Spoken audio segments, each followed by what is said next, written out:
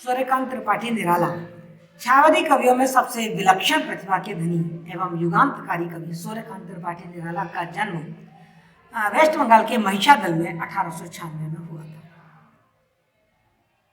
इनकी माता का देहांत 2.5 वर्ष की उम्र में ही हो गया था, जब ये केवल 2.5 साल के थे। इनके पिता ने यद्यपि दूसरा विवाह नहीं किया, लेकिन वो प्यार जो एक माँ देती है वो प्यार वो नहीं दे पाए, और इनको डांट फटकार और उपेक्षा के कारण इनका जो स्वभाव था वो काफ़ी जिद्दी और अक्खड़ टाइप का हो गया था।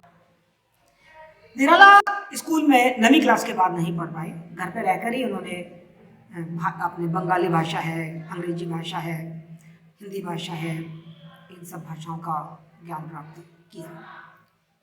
14 साल की उम्र थी इनकी मात्र, तब उनका विवाह मनोहरा देवी से हो गया।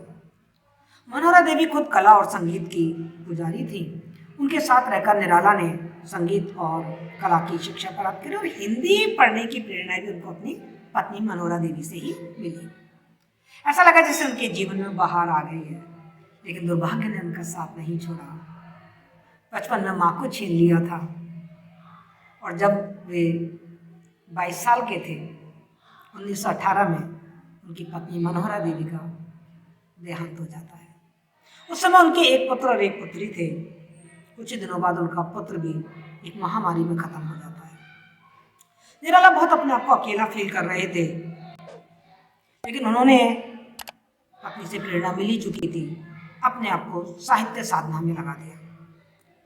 वे समन्वय, मतवाला जैसे पत्रों का संपादन करने लगे, और उन्होंने अपने आप को संभाला, साहित्य साधना में लगे। उन्होंने उपन्यास, कहानी, आलोचना अनेक विधाओं में लिखा।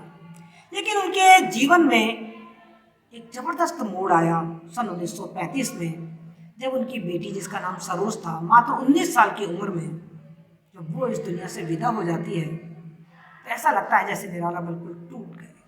वो निराशा और अवसाद में गिर जाते हैं, और वो उसकी याद में एक पुस्तक लिखते हैं जिसका नाम है सरोज स्मृति। और उस सरोज स्मृति में उन्होंने लिखा है कि दुखी ही जीवन की कथा रही, क्या कहूँ आज जो कही नहीं। एक जगह वो लिखते हैं, रेत सा तन रह गया है, इसने निर्जर बह गया है। जैसे तैसे निराला अपने आप को संभालते हुए अपने साहित्य की साधना में लगे रहते हैं, लेकिन अंत समय तक आते आते वो पूरी तरीके से बिखर जाते हैं। 1961 में उनकी अंतिम रचना सांध्य काकली, इसके बाद उनकी मृत्यु हो जाती है, और बड़ी गुमनाम, मतलब इलाहाबाद के एक अकेले जगह में उनकी मृत्यु होती है। लेकिन उनका जो साहित्य है वो आज भी हिंदी साहित्य में एक प्रकाश स्तंभ की तरह जगमगा रहा है। यूँ तो निराला ने उपन्यास, कहानी, आलोचनाएं सब लिखी, लेकिन मूल रूप से वो कवि ही थे। अनामिका, परिमल, गीतिका, कुकुरमुत्ता, अणिमा, अपरा, अर्चना, आराधना, गीत कुंज, सांध्य काकली, ये उनकी प्रमुख काव्य कृतियाँ थी, जिसमें तुलसीदास और राम की शक्ति पूजा एक अलग ही रंग लिए हुए भारतीय सभ्यता संस्कृति से अनुप्राणित चिंतन और दर्शन प्रदान की कविता। उनकी यदि हम सारे काव्य रचनाओं पर यदि नज़र डालते हैं, तो जो उनकी भावगत विशेषता हमारे सामने आती हैं, उनमें सबसे पहले हम देखते हैं मानव की पीड़ा, परवशता और पतनता के प्रति तीव्र आक्रोश हमें उनकी कविता में मिलता है। जागो फिर एक बार देखिए आप इनकी कविता। बादल रात कविता में क्रांति का स्वर कितना जबरदस्त तुमुल घोष के साथ हमारे सामने आया है। अन्याय और असमानता के प्रति गहरा विद्रोह उनकी कविता में मिलता है। वह तोड़ती पत्थर कविता को आप देख सकते हैं।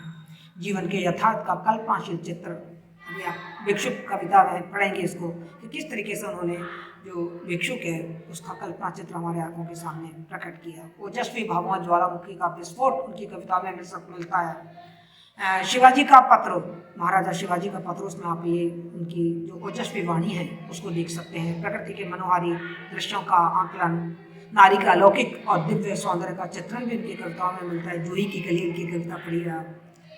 जीवन परिवर्तन के लिए व्याकुल जो भावनाएं हैं बादल राग कविता में हम देख सकते हैं इस चीज़ को। गूढ़ चिंतन एवं दर्शन की गहनता उनके तुलसीदास और राम की शक्ति पूजा जो उनकी कविताएं हैं उसमें देख सकते हैं।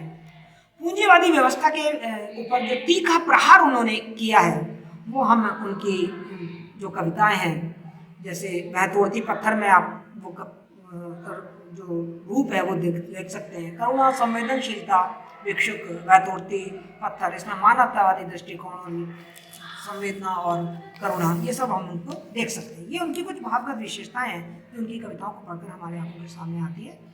कलागत विशेषता में यदि हम बात करें तो निराला की जो भाषा है वो हमें बिल्कुल दो तरीके की दिखाई देती है। जो उनकी चिंतन और दर्शन प्रधान कविताएं हैं उसमें उनकी जो भाषा है वो सामसिक शब्दावली प्रधान है, परिमार्जित, परिनिष्ठित, काफी क्लिष्ट शब्द हैं उसमें, और जनसाधारण के से संबंधित जो कविताएं उन्होंने लिखी, जैसे वह तोड़ती पत्थर है, भिक्षुक है, ये बिल्कुल जनसाधारण की भाषा है।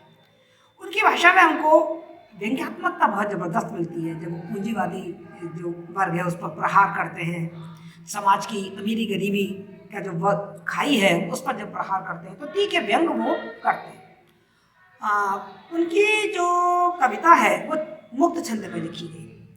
वो मुक्त छंद के आविष्कारक थे, उन्होंने मुक्त छंद का आविष्कार किया और उस समय उनके इस मुक्त छंद का बड़ा मजाक उड़ा गया। कुछ लोग उसको रबड़ छंद, कुछ लोग उसको केचुआ छंद कहते थे, लेकिन जो निराला थे वो अपनी बात पर अड़े रहे। उनकी भाषा में हमें मुहावरों का प्रयोग भी बहुत मिलता है, जिससे उनकी भाषा में लाक्षणिकता और अर्थ की गहराई पैदा हो गई है। उनकी शैली बिंबात्मक और चित्रात्मक है, हमारी आंखों के सामने वो चित्र और बिंब उपस्थित हो जाते हैं। अलंकारों का बड़ा सहज प्रयोग उन्होंने अपनी कविताओं में किया है। उपमा अलंकार, रूपक अलंकार, अनुप्रास अलंकार, ये सब हमको उनके काव्य में देखने को मिलता है। तो मैंने अभी आपको निराला का संक्षिप्त परिचय बताया और उनकी काव्यगत विशेषताएं बताई जो आपके एग्जाम की दृष्टि से बहुत महत्वपूर्ण है। प्रश्न आ सकता है आपका कि निराला की काव्यगत विशेषताओं पर प्रकाश डालिए। अब हम उनकी कविताएं पढ़ेंगे। आपके कोर्स में 2 कविता है, वह तोड़ती पत्थर और भिक्षुक। आज हम